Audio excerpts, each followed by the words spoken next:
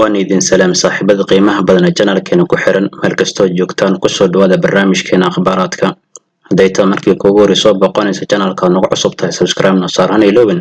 inaa muuqaalka laga noo saarto aan ku bilaawno qodobkeena koowaad ninka lagu magacaabo Akshay Kumar ayaa soo gabagabay jadwalka koowaad duubista kooda filimkiisa lagu magacaabo Selfie. filimkan waxaa hogaamiyay ka superstar lagu magacaabo Akshay Kumar sidoo kale waxay ku xifaaltami doonaan jilaaga kale lagu magacaabo Imran Hashimi sidoo kale filimkan waxaa maalgelinaysa shirkadda lagu magacaabo Dharma Production oo madax u yahay Karan Johar. filimkan duubistiisa ayaa socotay maalmihii ugu dambeeyay sidoo kale bilihii ugu dambeeyay sida daraadeeda haddaba official filimkan jadwalka koowaad duubistiisa waa la soo gabagabay sidii shaax ka qaaday shirkadda iskale filimkan sidoo kale maalmaha nagu soo foodlay jadwalada xilib filimkan ayaa la qaadi doona ogaada filimkan Selfie waxaa laga soo minguur filimka lagu magacaabo Drive Lens oo laga lahaa dhankaasi Malayalam kawana film comedy iyo action isku jir haddana asoo ban India ama ban movie sameynaya waxa sameynaya superstar lagu magacaabo Akshay Kumar sida daraadeed jadwalka koowaad filimkan waa la soo gabagabay dhinaca kale waxaa si official lagu dhawaaqay filimka lagu magacaabo Jundi waqtiga OTT lagu soo fasaxi doono filimkan Jundi waxa hogaamiyay ka magasaarka lagu magacaabo Amitabh Bachchan sidoo kale tiyaatarada filimkan wuxuu ka noqday filimka guul daras oo dadka qaasida daraadeed filimkan waxa gacanta ku dhigtay shirkadda lagu magacaabo Z5 sidoo kale waxa lagu dhawaaqay in lagu soo fasaxi doono taariikhda markii ku aasaasantaa 6 May ee bisha Kaabil nagu soo haysa ayaa filimkan OTT lagu soo fasaxi doona ogaada filimkan fariintiisa oo fariin sport sidoo kale ninka lagu magacaabo Amitabh filimkan wuxuu ku matalaa macallin sport sida daraadeed filimkan fariintiisa aad la umaan laakiin box office-ka natiijada wuxuu ka noqday film guul daras ayuu ka noqday sida daraadeed 6 bisha May Kaabil nagu soo haysa ayaa barta Z laga daawan doona Duleehna gaarsiiyo dhinaca kale waxaan laba qodob oo idin ka haynaa filimka weyn lagu magacaabo Ajarya filimkan waxaan ka warqabnaa Ajarya waxa hogaamiyay ka meegasaarka awoodda badan lagu magacaabo Jaran Jeefe sidoo kale waxa door lixaad leh kule wiilkiis lagu magacaabo Ramjaran akhbaarta cusub waxay tahay maanta filimkan Ajarya waxa si official lagu dhawaaqay inuu yahay ban movie ama ban Indian movie inuu yahay min tuule la magaal ay laga daawanaa ogaada filimkan Ajarya marka hore qorshaha wuxuu ahaa kaliya in lagu daawado labada luuqad oo kala Telugu iyo Tamil laakiin hadda qorshaha filimkan waa la bedelay sida hadda shaaca laga qaaday filimkan Ajarya saaxiibada waxa laga leeyahay dhankaasiyo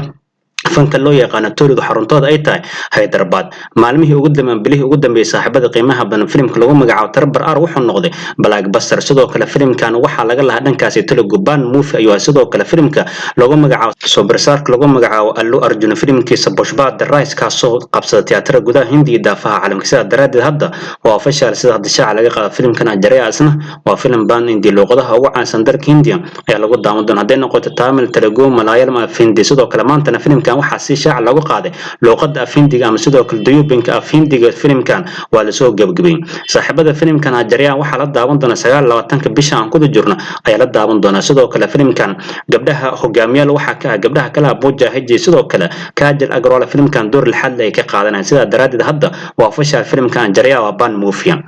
isla qabarta kale cusub xitaa saaxiibada Ramjaran maalmihii ugu dambeeyay asna wuxuu ku mashquulsanaa dawista filimkiisa weli magacaan loo bixin laakiin lagu magacaabo RC15 oo director ka ninka lagu magacaabo Shankar hadda waxa shaac laga qaaday ninkii Ramjaran dawista filimkaas hakad ay ku sameeyay waxaysiin balaaran ugu sameeyay filimkan lagu magacaabo Ajarya haddana wuxuu ku soo laabtay dhankaas magaalada madaxda lagu magacaabo Hyderabad ayuu ku soo laabtay markii hore wuxuu ku sugnaa gobol kale oo daws ku waday filimkiisa RC15 si hadda uu waxaysiin balaaran ugu sameeyay filimkiisa Ajarya wuxuu ku soo laabtay gudaha dhankaas Telugu sida daraadeed saaxiibada hadda waa official filimkan Ajarya waa ban movie sida hadda shaac laga qaado waxa la daawan doona 29 bishan Abriil aan ku jirno ayaa la daawan doona waa jimcaha ama jimcihiisa kale ayaa la daawan doona Duleehna gaarsiiyo ciwaanada kale ugu waaweyn maanta soo qaadan karno waxa kamid waxa si rasmi loogu dhawaaqay filimka lagu magacaabo Qoda Hafiz chapter 2 waqtiga rasmi la daawan doona saaxiibada filimkan Qoda Hafiz waxa hogaamiyay ka wiilka lagu magacaabo Fijitumal inta badan agshamada aan lagu gaarin filimkan qaybtiisa koowaad waxa la daawaday sanadkii 2020 sidoo kale wuxuu noqday Subrid ayuu ka noqday dhankaas OTT-ga ayaa laga daawaday laakiin hadda tiimka filimkan waxay la imaadeen Qoda Hafiz chapter 2 ayay la imaadeen waxaana si official lagu dhawaaqay in la daawan doono 17 June ee bisha 17 June sanadkan 2022 ayaa la daawan doonaa qabarka kale weyn wuxuu yahay saaxiibada filimkan qaybtiisa koowaad OTT ayaa laga daawaday laakiin hadda qaybtan chapter 2 lagama daawan doono OTT-ga tiyaatarada ayaa laga daawan doonaa sida hadda shaac laga qaaday wiilkan lagu magacaabo Fijitumal inta badan action hero waa sidoo kale actionka lagu magacaabo sidoo kale filimkan qaybtiisa koowaad aad lagu maan bandhigaysa laakiin hadda waa official Qoda Hafiz chapter 2 waxa la daawan doona 17 June ee sanadka 2022 tiyaatarada ama shaleemooyinka ayaa laga daawan doona sida hadda official loogu dhawaaqay bal markaan waxaan soo qaadan doonaa saaxiibada qiimaha badan filimka weyn lagu magacaabo KGF chapter 2 filimkan wuxuu dhameystay hal week sidoo kale ciwaanada ka soo baxay sidoo kale iskoorada uu sameeyay ayaan isla fiirin doonaa filimkan saaxiibada haddaba official wuxuu noqday hit dhameystir ama filim guuleysta ayuu noqday sidoo kale filimkan iskoor waali ayuu ka sameeyay dhankaasi waqooyi hindi ama Hindi markii filimkan lagu daawanayo saaxiibada wuxuu noqday filimka koowaad lacagaha ugu badan soo xareeyay weegigiisa koowaad markuu dhameystay dhankaasi waqooyi hindi marka la joogo kaalintan saaxiibada qiimaha badan tan ilaa 2017 waxa iska haystay filimka weyn lagu magacaabo Bahubali The Conclusion ama Bahubali 2 ayaa filimka koowaad lacagaha ugu badan soo xareeyay weegiisa koowaad dhankaasi waqooyi hindi marka la joogo laakiin hadda kaalintan koowaad waxa kala baxay filimka lagu magacaabo KGF chapter 2 oo weegiisa koowaad dhankaasi waqooyi hindi ka soo xareeyay lacag gaaraysa 250.75 karoor ayuu soo xareeyay kaalinta labaad waxa uu dhacay Bahubali 2 oo soo xareeyay 246 karoor bar ayuu soo xareeyay kaalinta saddexaad waxa ku jira filimka lagu magacaabo Sultan asna weegiisa koowaad wuxuu soo xareeyay lacag gaaraysa 208 karoor ayuu soo xareeyay ama aan dhahna 209 karoor ayuu soo xareeyay kaalinta afraad waxa ku jira filimka lagu magacaabo Tiger Zindiga oo asna weegiisa koowaad wuxuu soo xareeyay lacag gaaraysa 206 karoor ayuu soo xareeyay kaalinta shanaad waxa ku jira filimka lagu magacaabo waa asna wuxuu soo xareeyay 203 karoor bar ayuu soo xareeyay filimka lixaad waa Sanju oo soo xareeyay weegiisa koowaad lacag gaaraysa ku dhawaad 201 karoor ayuu soo xareeyay kaalinta toddobaad waxa ku jira filimka lagu magacaabo Dangal oo weegiisa koowaad soo xareeyay lacag gaaraysa 192.38 karoor ayuu soo xareeyay kaalinta sideedaad waxa ku jira filimka lagu magacaabo Bajrangi Bhaijaan asna weegiisa koowaad wuxuu soo xareeyay lacag gaaraysa 183 karoor bar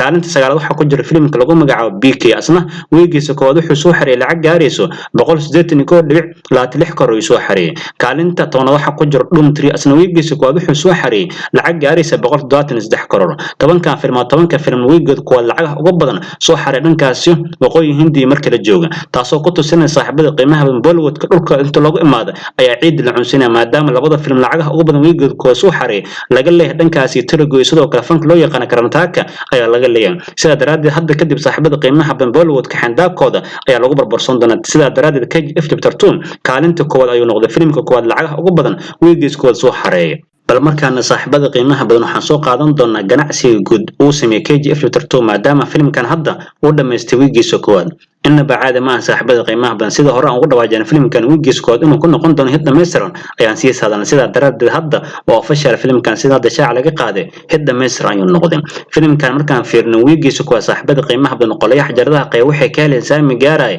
سدح بقول كونتن دبكر ري كالين وهذا مركورنا فيلم كان صاحب القيمة بن قليا حجر ذا قي وحي كيب سنة العق جاريسو سدح بقول أفرتنا شنكرون تاسو كتور سونيس almost زدت كرلا تدبكر أو معاش أي كالين فيلم كان جناع سجس وح لو يقنا والوضع جراس مركز قدرنا دبيت الفيلم كان وحي سحر العق جاريسون تدبق الضغط نسجال قرر أي سحري مركور نح على جرب إنه دب السحر العق جاريس لح بقول زدت قرمكو كان إنه هدا مصر نقدر تاسو صاحبة قيمها إن فيلم كان أون نقدي كلين هد أيو نقدي أما فيلم هد أون مصر أيو نقدي لكن هذا كد فيلم كان وحي نقدي صاحبة قيمها بدن هد مصر أيو نقدي وحي ما أنت كبل قليح جربها قيبي وحق بلاون دون معاش أو بلاون دون سيدا درادد أو جوري وحنا درنا تيم كسكلا فيلم KGF ترتو maadaama filmkooda hadda si official loogu dhawaaq inuu yahay film guuleysto oo hit ah ayuu noqday sida daraaddeed saaxiibada qiimaha badan filmkan hadda waxa ugu sii dagaaltami doonaa sidoo ku noqon lahaa blockbuster ama super hit sidoo ku noqon lahaa ay u dagaaltami doonaa maadaama filmkan maalinta ka dambayso oo ganacsi adag sameeyna almost filmkan kaliya 20-25% ayuu drop up sameynaa maalin walba sida daraaddeed filmkan ganacsiyada kale u sameeyay barnaamijyada dambe ay ku ogaan doontaan أتكلم سنتين صاحبة قيمة بدن داوشة داوتين مقال كان وحال كاسين قدن برنامج كين أخبارات كأفلام ترك قدن بقضاء برنامج كان قصو قادني قادب كقصو جت أركتها كومنت نورب هذا كمتها صاحبة هرن ورجع مقال كشير لسي صاحبنا أكثر وكرتنا القصو بيران أنت برنامج كان برنامج لم يكن كل منه سدا سيومان الله السلام عليكم ورحمة الله تعالى وبركاته